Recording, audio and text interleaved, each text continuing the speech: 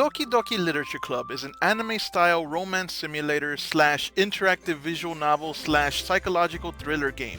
It was developed by Team Salvato for Microsoft Windows, Mac OS, and Linux, and was released worldwide on September 22nd, 2017. It is available for free download on Steam, and we're here today to discuss whether or not it's worth your time and energy. I'm Espionage DB7, and this is an Odds and Ends gaming review.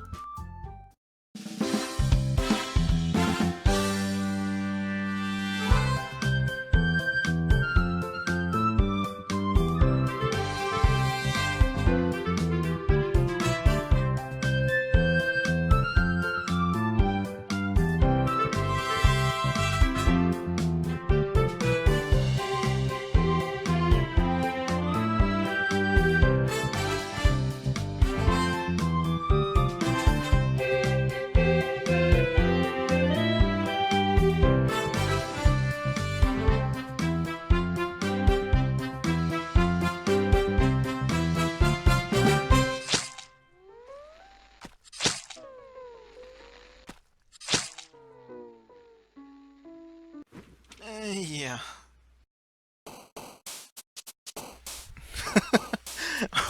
Hope I've got your attention now with that fun little visual there. Now, before we actually get into the review portion of this video, I wanted to give you guys a bit of background as to why I picked the game up in the first place and why I even decided to review it. So, as you'll see here on Odds and Ends Gaming, most of our content tends to be action games, first-person shooter games, third-person shooter games. You know, even our Fallback Friday tends to be more action-oriented with the side-scrolling beat-em-ups and hack and slash and stuff like that. This game, I picked it up way back in February, and it was intended to be a one-time only Valentine's Day special.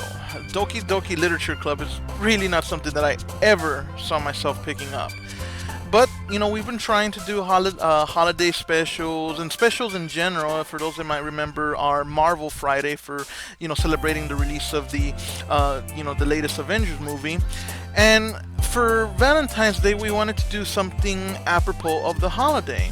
And it was Ringleader that actually suggested it to me. He told me about this game that I should do, that it had all the necessary themes, love and romance and, you know, all of that. But he was very tongue-in-cheek about it. He just kept urging me on, like, hey, come on, you gotta play it. And he knew damn right, you know, damn well what he was getting me into. And originally, the playthrough or the gameplay of Doki Doki Literature Club was intended to be a one-time holiday special, and that was it. But by popular demand, people seemed to legitimately like the game and were tuning into our live streams. So we just kept doing it and kept playing it, and I continued on until I got at least one full playthrough of the game done.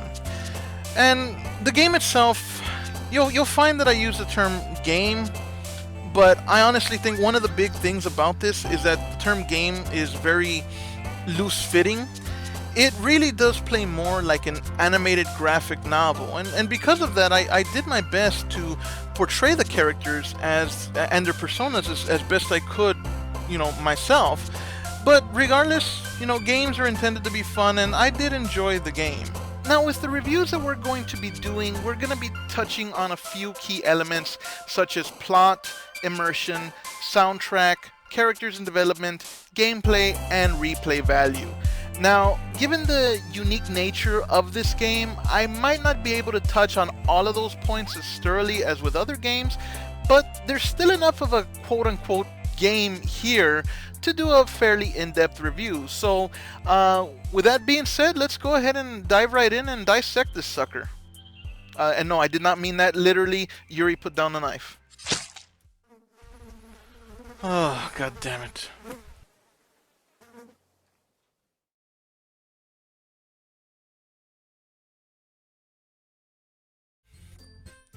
Girl 1, welcome to the Literature Club. It's a pleasure meeting you.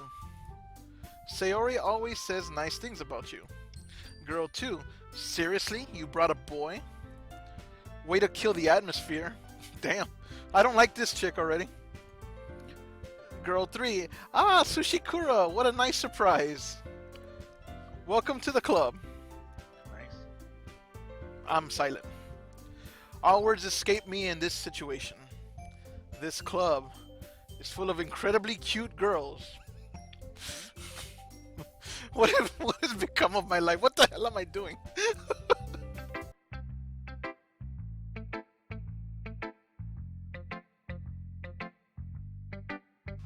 Alrighty, so the first thing I want to talk about is the plot of the story itself.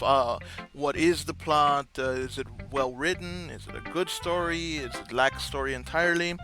And for Doki Doki Literature Club, the plot is probably the most basic aspect, at least on the surface. It does break the fourth wall a lot, and it's one of those stories that is the whole, not everything is as it seems stories. Basically, the game itself it plays out as an interactive novel. The story is you're a high school kid in I assume in Japan. Going to school as you normally would, but the time has come around. It's the season, or it's the time, maybe the first days of the school year, in which the kids, all want to go and start picking their clubs. And this one girl that you know, Sayori, she is eager for you. She's a neighbor of yours, and she's eager for you to join her club. After a bit of convincing, she finally encourages you enough, and she finally, coaxes you to join her club, which is the Literature Club. I don't know if the club itself is called the Doki Doki Literature Club. I don't think that's ever really established. I believe it's just called the Literature Club, but that's the premise of the game. From there, you meet the other the other characters. You meet Natsuki. You meet Sayori. Oh, you've already met Sayori. You meet Natsuki, Monika, and Yuri. Each one of these girls has a completely different personality. We'll talk about that in a while as well. But the plot from there goes about doing little activities within the club as these girls basically fawn and flirt with you. They fawn over you, flirt with you. You swoon them for some reason. My heart won't stop pounding, Sushikura. I can't calm down. I can't focus on anything anymore. Can you feel it, Sushikura? Yuri suddenly presses my hand against her chin.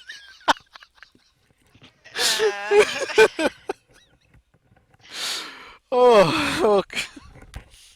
I feel kind of awkward, like I shouldn't be. Well, how do you think I feel? I'm trying to voice this character. My comfort zone is completely out the window. Your comfort zone? How do you think I feel? I'm like.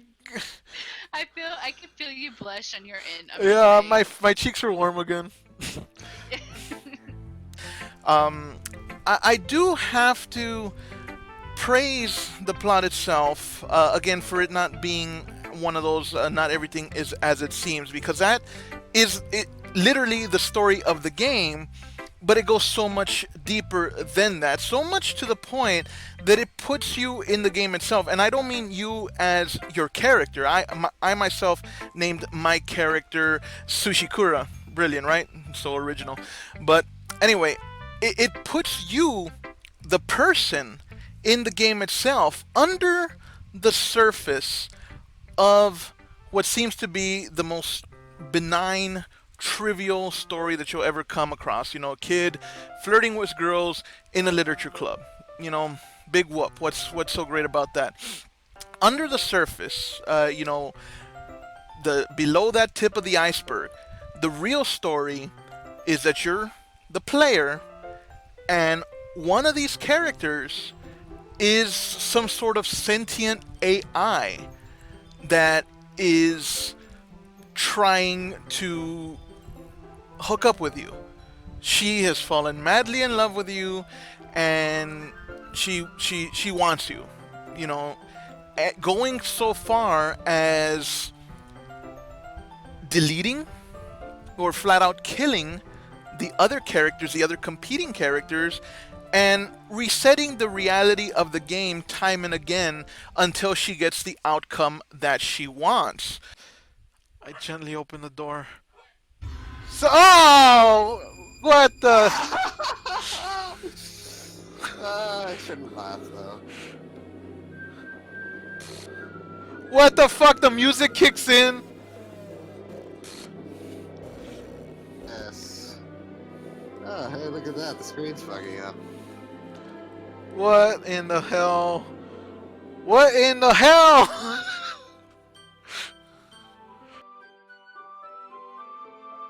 So, under that surface of that very, very dull story, there you have that whole other component, that whole other avenue of story. And I do say that I like that. When somebody picking this game up, not knowing what they're getting into, as I did, you know, it completely it comes out of left field. You know, it really knocks you for a loop when you really start to get into the deeper and darker aspects of the game, because I did not expect this to be as dark of a game as it was. You know, I saw this, I literally thought it was just a simple Japanese romance simulator. You know, these girls giggling and you complimenting them, and they basically, you know, playing striptease with you or something. That's what I saw this game as.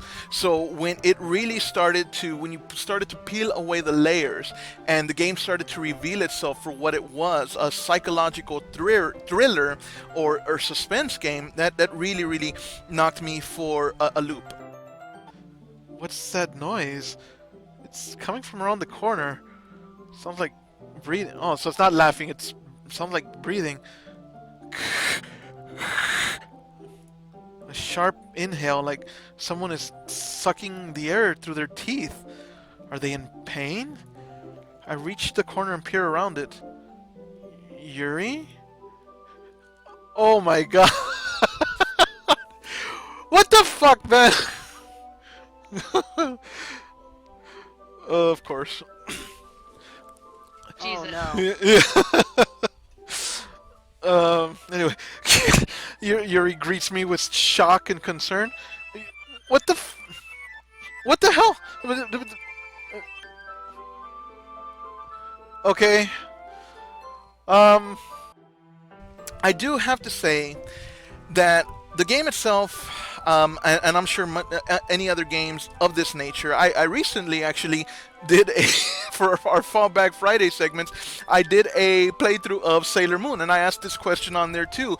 What is it about Japanese culture and young schoolgirls with these immensely, almost, you know, unlawfully short skirts and skimpy outfits? I mean, is that how it really is, or is that just a fantasy that's being portrayed? Is that how they really are?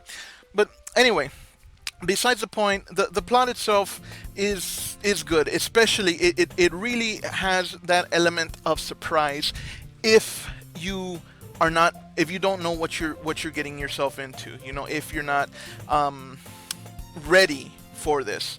One drawback to the plot is it does begin to wear on you a little bit.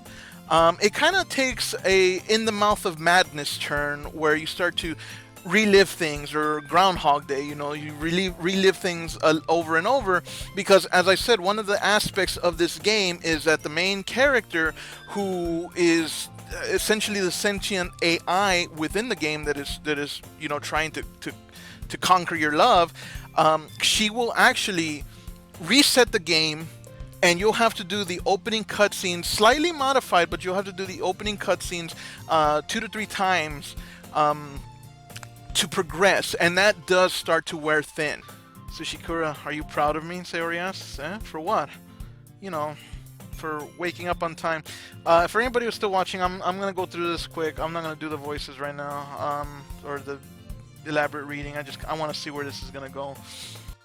You start to fast forward wind through things, so much to the point that you may actually be fast forward winding through something that may be crucial to the game itself, but the game, you know, puts you back in that spot that you don't want to play that whole scene all over again.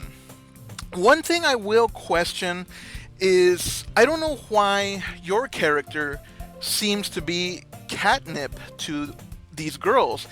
They all sort of immediately fall in love with you. There's no indication that you're this really great Casanova or a super popular jock. Nothing like that. Quite the opposite, actually. What little is established about you is that you're sort of a loner who's into manga. You're not any kind of overachiever. You sort of blend into the background. You're not particularly outstanding in any way. You're just you. And yet these girls seem to go gaga over you. I mean, they start fighting over you. They just crave your attention. They want it.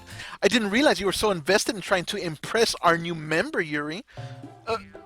Yuri snaps back as a look of embarrassment grows on her face. That's not what I... Yuri struggles to come up with words. You're just... Yuri stands up as well. Maybe you're just jealous that Sushikura appreciates my advice more than he appreciates yours, she rebukes. Huh! How do you know that he didn't appreciate my advice more, Natsuki rebukes. Are you that full of yourself? Yuri struggles to come up with a counter. No. If I was full of myself, I would deliberately go out of my way to make everything I do overly cutesy. She snaps back in a somewhat reserved tone. Natsuki begins to bubble again in anger. Well, you know what? I wasn't the one whose boobs magically grew a size bigger as soon as Sushikura started showing up. Natsuki! I've been wondering, as ladies, do you girls actually have arguments like this, or is this entirely the writing of a man? Okay, women are psychotic, but they're making us seem very bad, like worse than what we are. I'm just saying, and no, that doesn't happen. Writing of a man, got it. Even Monica, who is said to be the most popular girl, it's hinted that she has no shortage of boyfriends, but she herself goes nuts for you, and as a matter of fact, she's the one that I've been referring to as the orchestrator of, the entire game. The whole thing is some sort of big simulation, and she's the one that's trying to engineer you and her to get together. I will say that I believe, I really do believe that this game draws some heavy inspiration, if not the whole game itself was probably inspired from an episode of Gravity Falls known as Seuss and the Real Girl. Now, I can't show the actual clip due to copyright reasons, but in the episode, Seuss, who's a bit of an awkward, fun-loving but awkward character, can't seem to land a date for his cousin's, some relative's wedding, and dejected and depressed, he turns to a game, a Japanese romance simulator game, and he enjoys it. But in the game, there is actually this character named Giffany who is sentient. She reveals as the episode proceeds that she essentially killed her programmers. I mean, it's a Disney show, so they don't say killed, but she alludes to the programmers trying to disconnect her and that not ending well for them. But at any rate, she develops this obsession over him to the point that when Seuss actually does meet somebody and is hitting it off, Giffany finds a way to manifest herself into the real world by possessing the robotic body of a beaver or an otter or something, and trying to basically, if I can't have you, no one can, trying to kill Seuss, which as par for the course in any episode, it doesn't end well for the villain, and thus she ends up getting fried. But at any rate, the episode of Gravity Falls came out a few years before this game, so I think that might be where the game itself, the game developers, drew inspiration from, or it could be just a complete coincidence. But yeah, to sum up, plot itself, on the surface, the most mundane plot you'll ever ever play. But as you get into it, it really starts to build. It really starts to develop into something that you did not expect. It's done well. It very much, like I said, it plays like a read your own adventure novel. But again, the drawback to that is it does get repetitive. It does kind of blur the line whether or not you're a character in the game or the game is addressing you as the player. But all in all, it's got a pretty decent plot. It definitely threw me for a loop, and anytime a game can suck you in and get you invested in the story, in the characters, and get you more than anything else immersed, which this game actually did for me, because again, this was a game I was gonna play one time, and I ended up playing it through, I guess you can say, completion. The ending I got wasn't the best ending, but the fact is I did come back to it time and again, and and it was because of the fact that I felt that investment. I wanted to see what was going to happen. I wanted to see how this was going to end, what the true nature of the game itself was. So the plot itself, if I had to say, I'd say that the plot is probably one of the strongest aspects of this game. So we're going to go ahead and talk about the soundtrack, the characters, and the gameplay itself, but the plot itself is pretty decent. So let's go ahead and talk about the soundtrack now.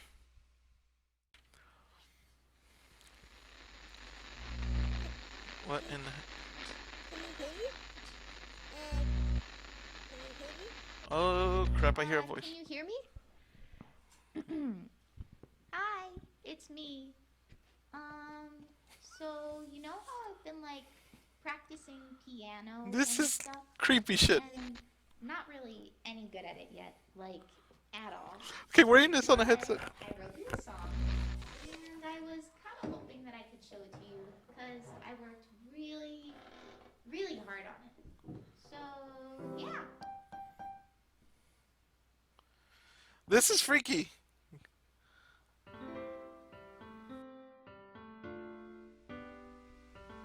Alright, so the soundtrack itself, really not too much to say on that.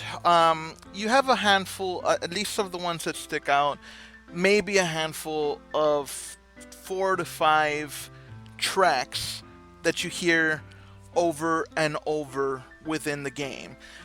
You have one that you listen to while you're writing your poetry, which is probably about the majority of the actual interactivity of the game.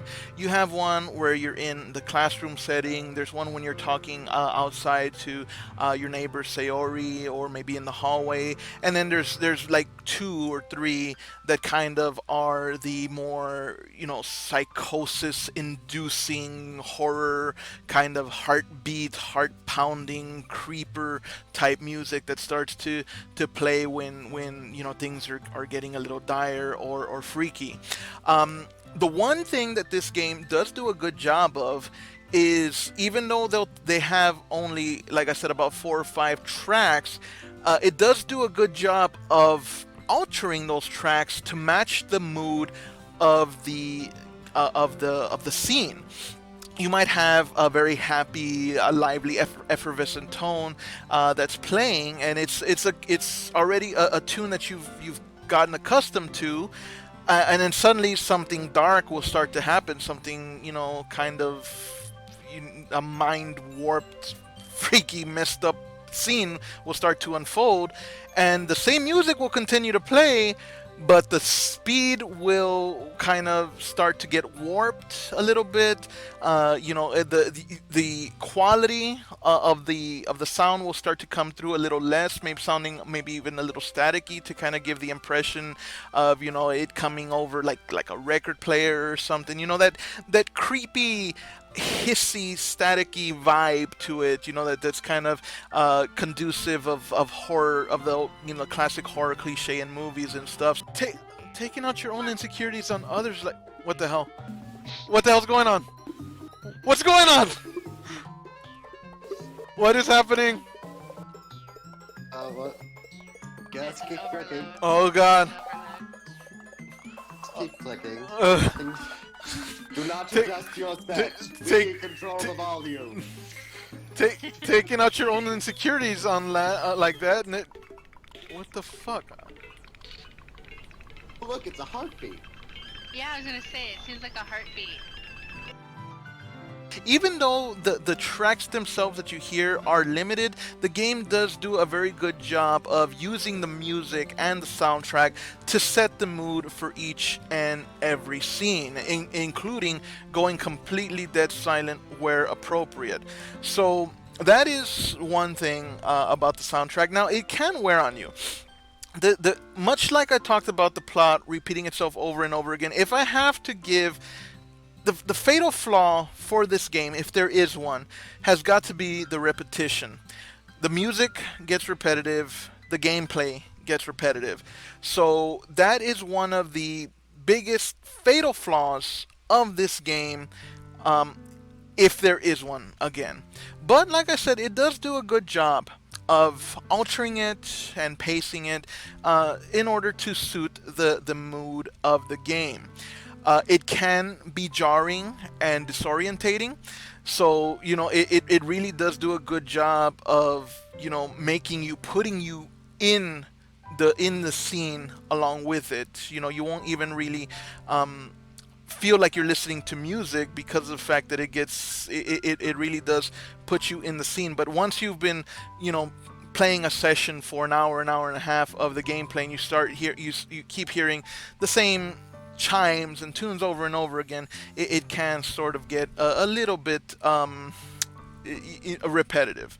One thing that I do want to praise is the ending song that Monica herself sings directly to you. There's a part at the very end of the game where she comes in, and if you're wearing a headset the way I was when I was playing this game, it is very, very creepy. You almost feel like you get a sudden, maybe over a Discord channel or something. Somebody, you think that for a second, maybe you left yourself logged into Discord and somebody popped in asking, "Hey, can you hear me?" Because that's what I was thinking, and it really freaked me out. It really played with my mind. It did some heavy mind tricks when that happened. So you'll hear her speak for the first time in the entire game, because in the entire game is nothing but text. You never ever hear these girls speak to you, but at the very end, Monica does speak to you. She addresses you directly, and again, you, not your character, you as a person. And when she does so, she basically tells you that she's prepared a song for you, and everything's over. The game has ended, however it has ended, and she's going to delete everything now. But before she does, or rather as she's doing it, she writes a song that she imparts to you. And the song itself, I love it.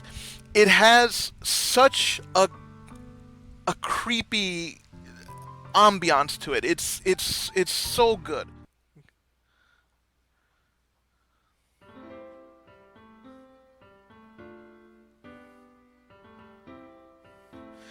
Wearing a headset while this is playing, while she was talking, is freaky as hell. Every day, I imagine a future where I can be with you.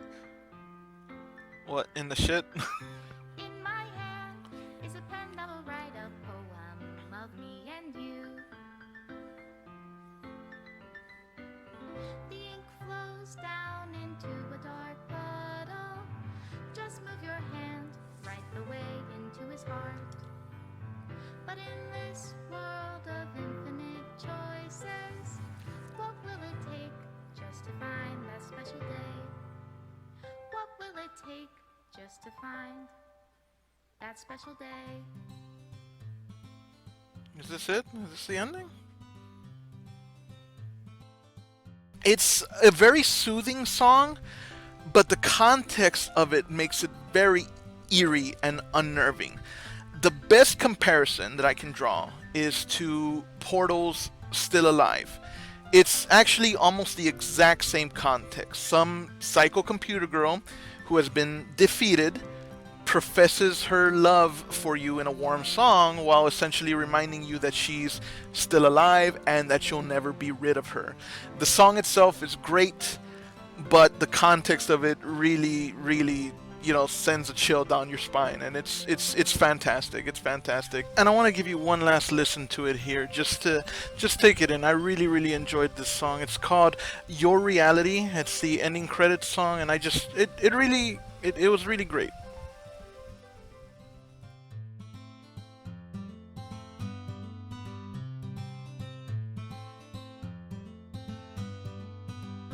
Have I found everybody a fun assignment to do today?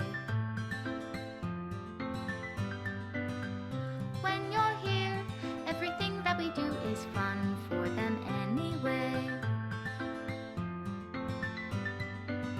When I can't even read my own feelings, what good are words when a smile says it all? And if this world won't write me an ending, what will it take just for me to have it all?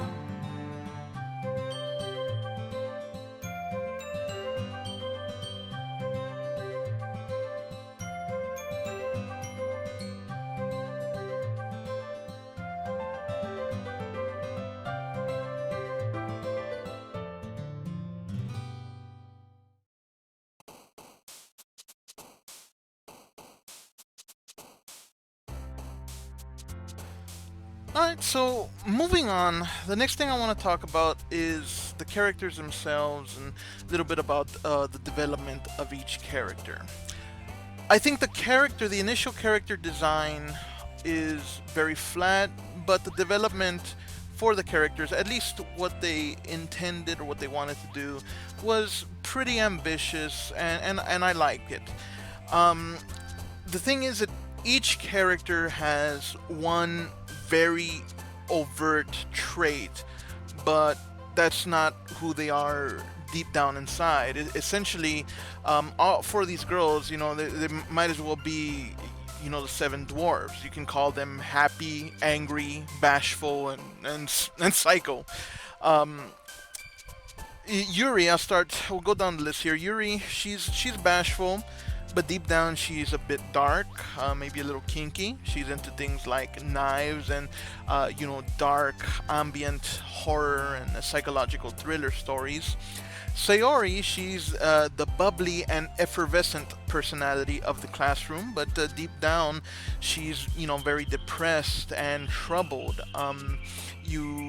She really expresses this in some of the poems that she shares with you, and you can start to really get a sense for how depressed she really is. Natsuki, on the surface, she's acts tough and snide. She hates being called cute. She's the one turning her nose up at everything, and just very uppity personality. But deep down, she really craves attention and that validation from the player. She really seems to want to hear that she has done well by the player, so much so to the point that she will actually get into verbal arguments with the other characters if she doesn't get that. I did not pursue Natsuki in my playthrough, but I did do a bit of research, and I did find out that under the surface she has an abusive father. She comes from an abusive relationship with her father and with her family, so that kind of leads to that whole, maybe not necessarily bullying, because she doesn't really bully anybody, at least not that I can see, but she does have that aggression, that her guns are primed and ready, that ready to fire attitude. So that might be the reason why. Well, not might, that is more than likely the reason why. And lastly, of course, we have Monica. Monica's entire personality is that of the popular in-girl. She's the one that all these other girls want to be. She's so popular, everybody loves her, and she's just that one girl that all the other girls wish they could be, and all the guys wish could be with her and whatnot. Again, of course, that's on the surface. Beneath all that is the psycho AI, the psychotic computer program gone rogue that wants to hook up with you as the player, not as your character, which actually brings me to the fifth character of the game itself, and that is you. You yourself take the role of a character. And I will say that even the game makes your personality seem flat. For anybody who has played any sort of games such as Fallout or Mass Effect, or any game where you have dialogue choices and decisions that you can make, you kind of construct a personality for yourself. And even in other games where you don't, the surrounding characters sort of give you an insight to your own personality. In this game, your personality is very flat. You're a nice guy, joins a club, and that is about all that defines you. You have no moral choices really that you can make that would define you as a good or bad person. You're kind of forced into certain decisions, and even then, there's not much of a personality for you. And I think that might be because, again, the game itself is trying to sort of lessen or diminish your role as a character in the game and trying to break that fourth wall and address you as a person. But the character development itself is decent because the longer you play, you target, you kind of choose or target one particular girl that you maybe want to pursue, and you do that through your writing of poetry, depending on the words that you use. Yuri, for instance, likes words that are bigger and might have more deeper connotations, words such as melancholy or irreverent, things of that nature. Sayori likes happy words, things like rainbow and unicorn and stuff like that. Natsuki, the word doesn't have to necessarily be happy, but she does not like big words. She likes words that are small and straight and to the point, like jump and cat and bird and stuff like that. So basically you're fed this information pretty early on, and depending on the girl that you feel that you want to try to pursue, you choose words based on what you think they'd like. And the girl that you kind of pursue slowly starts to reveal her personality to you, and that's where you kind of start to learn. For instance, in my playthrough, I chose Yuri, and I decided I wanted to try to pursue her, which led her to come over to my house and reveal that she has a things for knives. She has a fascination with knives. She opened up about the types of stories that she likes and things of that nature. So it goes the same pretty much for every character. Now, the best part of the story was in the very first in the first incarnation of the game before it reset itself. Was when you're pursuing when I was pursuing Yuri, and Sayori kind of made it known to me that she had a thing for me, and she herself, in revealing that, also revealed that she suffered from severe and frequent bouts of depression. And this is where the game's truly monumental decision came. Despite the fact that there are a few decisions that you have to make, this was the only decision that truly felt like it had any weight or impact, because other times you're routed and forced to choose something in particular, and other times the decision doesn't seem to matter at all. But this decision really, really felt like it had a lot of weight, and it was when I decided, I actually really weighed the options and struggled to choose and really try to make it a calculated decision. I decided to basically profess my love for Sayori in this game. Doing so gave her comfort in the moment. However, she had given me clues that, she wanted people to forget about her, that it brought her pain knowing that somebody cared about them, because she felt like she could not fulfill that role or be that person that other people needed. So all she would try to do would be to dedicate her life to trying to make people happy. And despite the fact that that made her miserable and lonely, she was able to extract or extrapolate at least some minor joy from that. However, me confessing my love, or rather reciprocating love for her, sort of drew her into a tailspin. She couldn't handle it emotionally. The next day, you get up, you go to school, and your character, by what you read, is excited. You're like, man, it's great. I did it. I told her how I felt about her, and I know she loves me too. I know she cares about me. So this is a whole new avenue. It's a whole new life for us. But instead, you find that you're waiting for her, she never shows up, so you decide to actually go to her home and see what exactly is going on. You knock on the front door, no answer, it's unlocked, you open it, you look around the house, nothing. You make your way eventually to her bedroom, and that is where you find her deceased, having hung herself either that morning or the previous day, probably just unable to cope with this new overload of emotion and information that she just decided to end it all.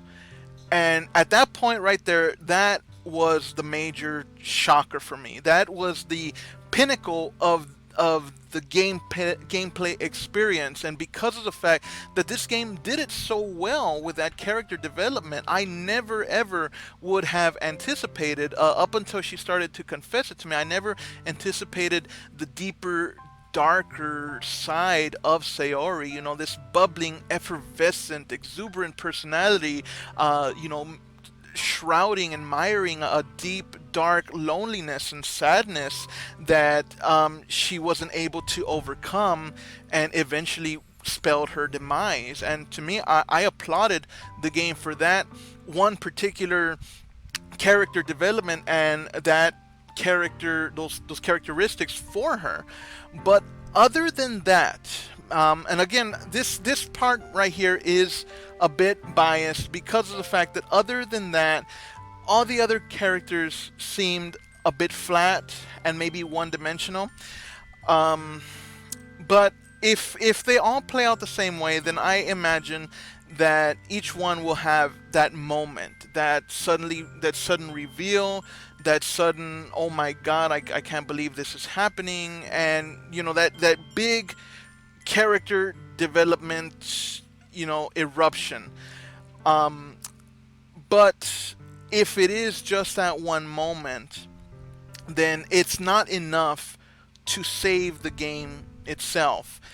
Again, the characters each have basically one personality trait and then one underlying trait.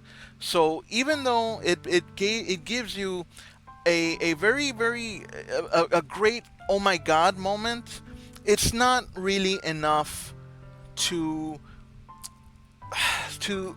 immerse or invest yourself in these characters and in their lives. The only other moment that I could say kind of maybe was similar to that was when you start to learn and unravel that Monica is the one that's behind all of this, and she is that you know, that psycho AI. But even then, her obsession with you isn't really explained. She doesn't have any sort of origin that is explained or hinted at. It's not explained as to why you're, again, like, you know, this God's gift to women, to these girls. You know, so that is, it feels fabricated. It feels manufactured. You know, you go into a room and suddenly these 3 or these 4 girls are just gaga over you. Why? Who are you? Who is your character? Your character is probably the one that gets the least development, and it's probably the one that could have used it the most to sort of explain, you know, the reasoning behind why these girls act the way they do. So that's where the characters are. The characters themselves, they do a good job at trying to develop them, but they do fall a little bit short. Characters themselves are a little bit flat, and that again includes your own character. So that's my verdict on that. All right, so I have to write a poem. It's time to write a poem. Okay, so So the first be interactive prepared. part. Every single word of this poem is going to be written at least 2 months apart. Why are these little dancing characters? Okay, anyway. Don't worry about it- it. how Just this go. works- Go, It's go, time go, to go. write a poem. Pick words you think your favorite club member will like. Something good might happen with whoever likes your poem the most. Intellectual, And basically, electricity. You're going to choose words, Yeah. Well- random words, and whichever club member likes it, their little sprite will jump up. Okay. I've always been a partial to the word crimson.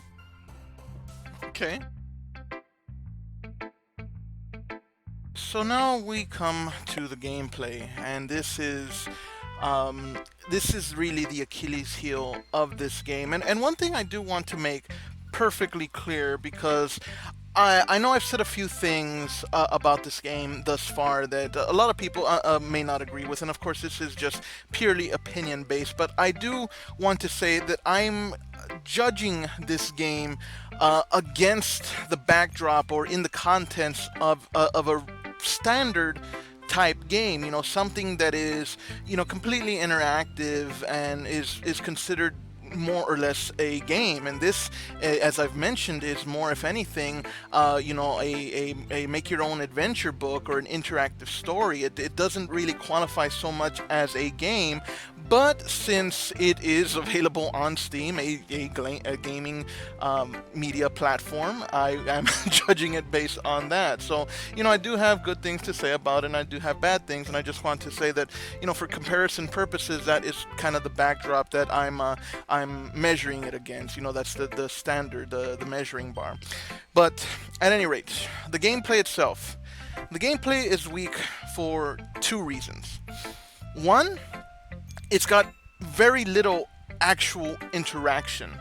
I've mentioned a couple of times already that the gameplay, the primary focus of the gameplay comes from the little poetry segments where you pick and choose words that you think that the character that you're trying to pursue would like. Other than that, there's a decision peppered in here and there. You get to decide who you show your poems to in order. So you can kind of say, who do I show my poem to now? I'm going to show Sayori, I'm going to show Natsuki, etc. But, that's not really a gameplay mechanic. Other than that, you're really just kind of watching the story unfold. The second reason that the gameplay is weak is really the true essence of this game's gameplay is done in the background. And what I mean by that is you have to actually, the very first hint that you get from this, at least the first hint that I got, was during Sayori's suicide. When she's there hanging in the room, you see a message kind of flash in the background, and it looks like computer syntax, and it's pointing you to a directory on your computer. And somebody who doesn't really know anything about directories or computer files or anything like that, or who's just playing the game itself, might not know what that means. That might go completely over their heads. Once you actually learn that directory and go in there, you'll notice that the game is actually changing in that directory, and it changes in a way for you to be able to see and behold. New messages will actually come up with some sort of invisible, program, or somebody who's doing these little syntax changes, or who's programming the game in such a way and leaving notes and leaving a trail of what they're doing. And that is really where the gameplay comes in. There's a folder called the characters folder, where the characters are in that folder as .chr files, and you kind of start to realize that you can manipulate the game itself based on manipulating files, altering documents, and things of that nature.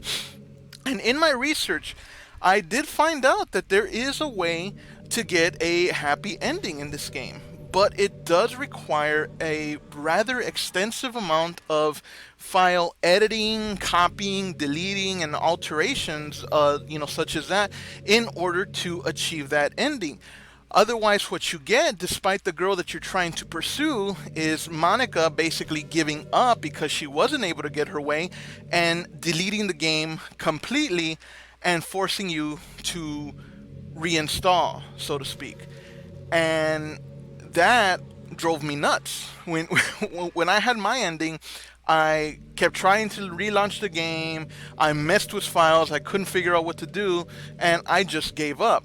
And I did do, like I said, a bit of research on my own, and I did find out that there is a way to get the happy ending, but it requires, a bit of file editing and modification and stuff. And somebody who doesn't know how to do all of that, I mean, I myself don't consider myself,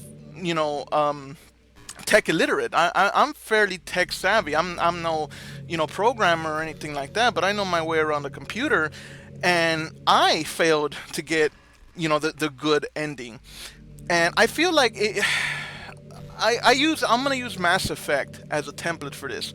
In Mass Effect, when I did my complete playthrough, and I'm talking about the entire Mass Effect trilogy, discounting Mass Effect Andromeda, but I'm talking about Mass Effect 1, 2, and 3, and loaded my previous saves from each of these games, because Mass Effect does have that feature where you can basically load your previous saves with all of your decisions, with all the story so far, and continue on.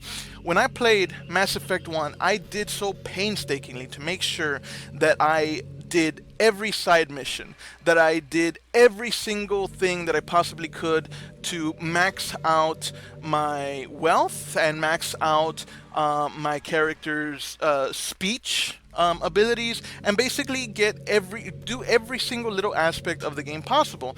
I continued that tradition on to Mass Effect 2 and all the way through to Mass Effect 3 to achieve what was considered the best possible ending, at least in my eyes.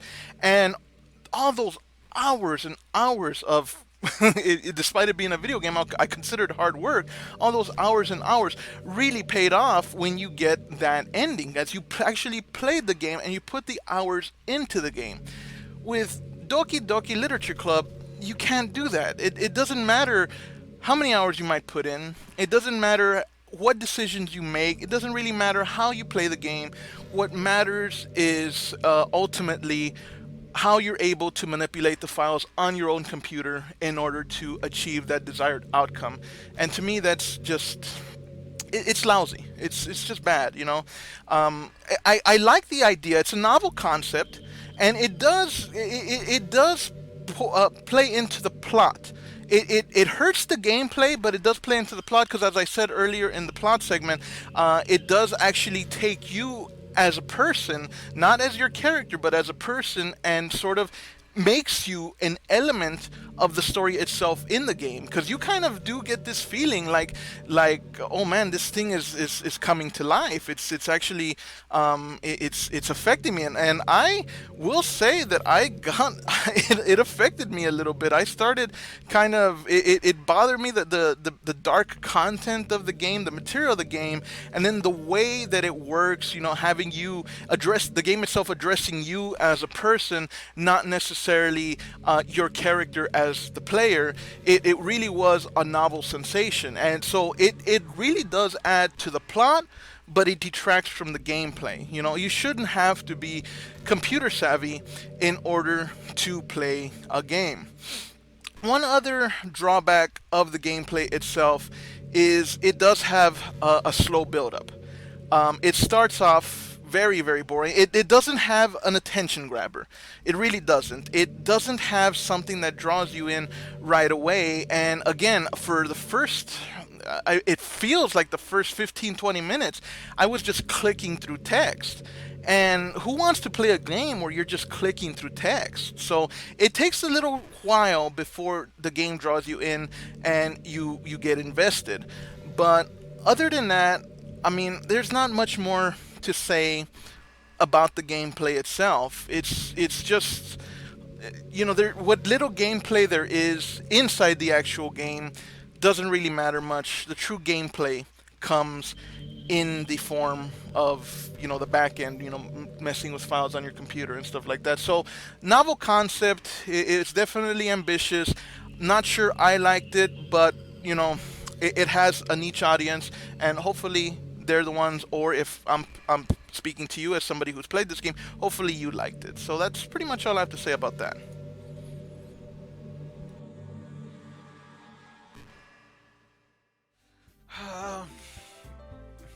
Well, I'm sorry, gang.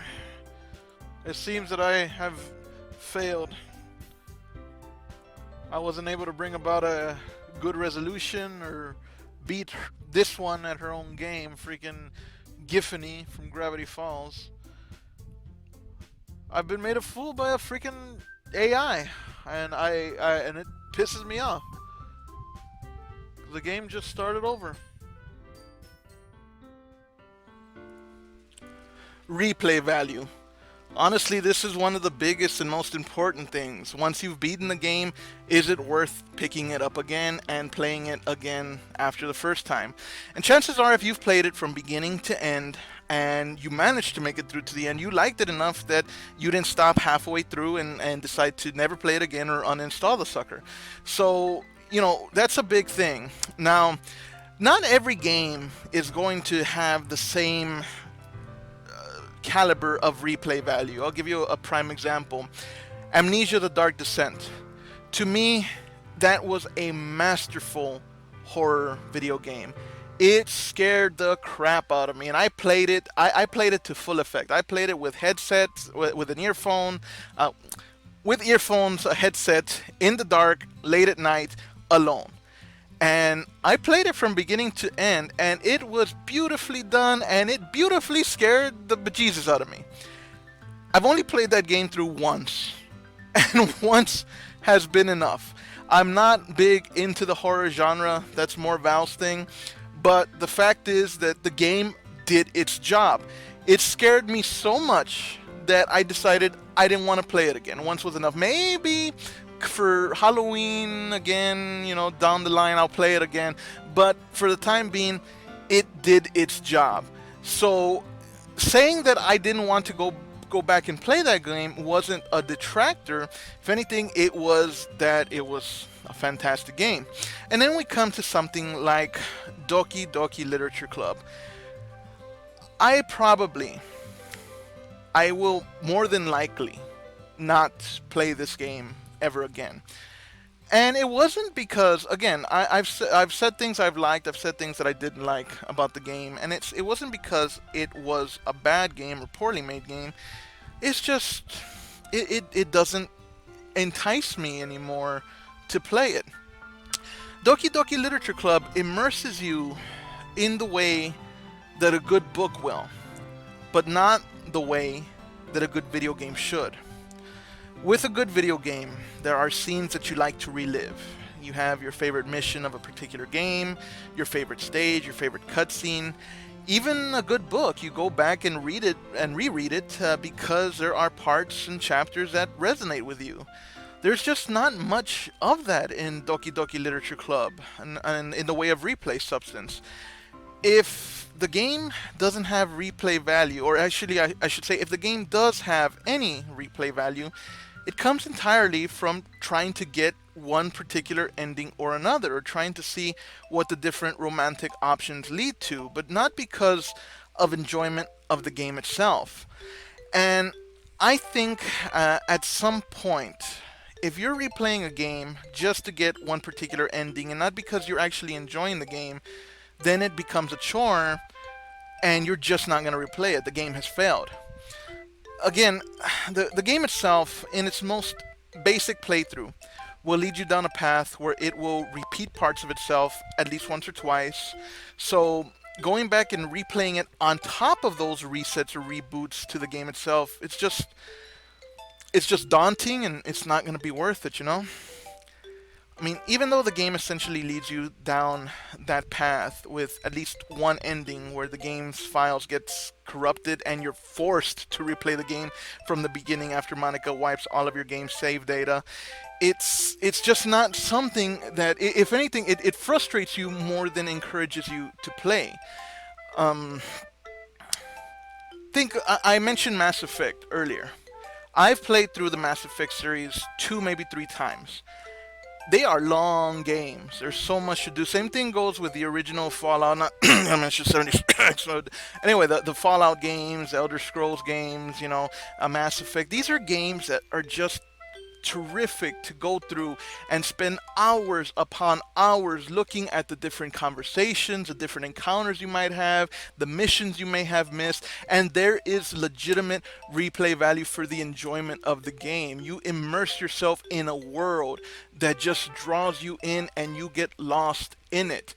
I mean, that is where a replay value of a game lies. Or looking at something, and some people are going to hate me for this, but bringing Half-Life up again. Half-Life is a linear game. If you played it once, you've played it 1,000 times because you know the story. You know the story from beginning to end, but the fact of the matter is the gameplay itself is so fluid, the story is so good that you love to go back and relive it. There are classic games like your Mega Mans and your Contras, old Nintendo games that you just love for the sake of the challenge, Be it the challenge, be it the story, be it the variety, whatever it is, each of these different types of games that we love and love to go back to have that replay value, which Doki Doki just cannot touch on. This is, for me, the Achilles heel. This is the thing that really kills this game, this and the gameplay, because of the fact that it's kind of a one and done thing.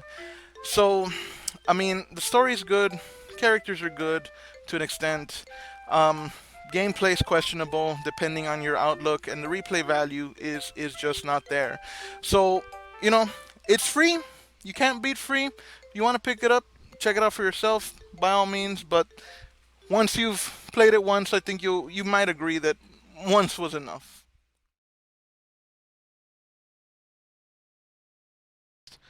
I feel like I'm losing my mind, she continues. I can't make it stop. I can feel every breath, her eyes widened as they look into mine. It even makes me not want to read. I just want to look at you. Ah! What the fuck? What the hell is that? Oh, she's looking alright.